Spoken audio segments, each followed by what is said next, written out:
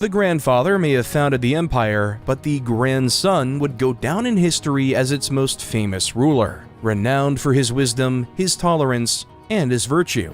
Akbar was just 12 when his father died, so power was wielded by his regent, Bayram Khan. Bayram was a capable administrator and an effective war leader who expanded Mughal control across northern India. However, when time came to hand power over to Akbar, Bayram rebelled.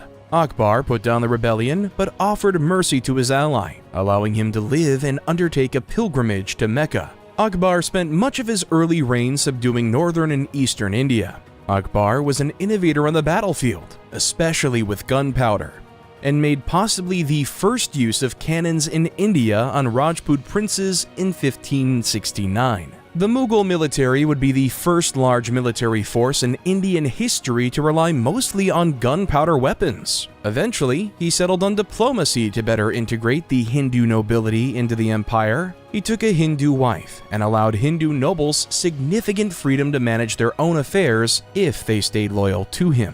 In most other affairs, Akbar was a big centralizer. He established the administrative structures that would maintain the empire for centuries after him, and he was good at using them. He was renowned as a wise and just ruler who was eager to be involved in running his empire and strived to balance between his deeply held Muslim beliefs and those of the Hindus he ruled.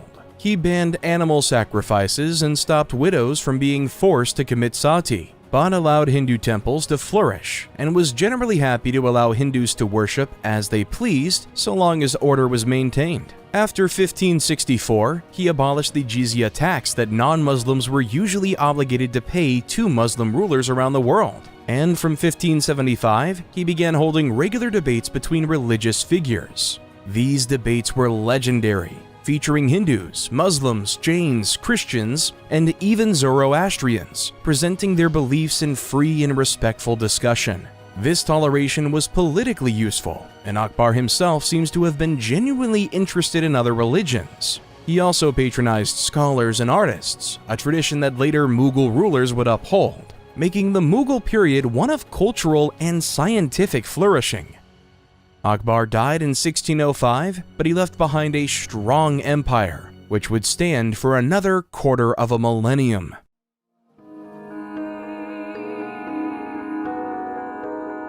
Great men like Akbar often define history, but the Mughal period offers a glimpse of great women too.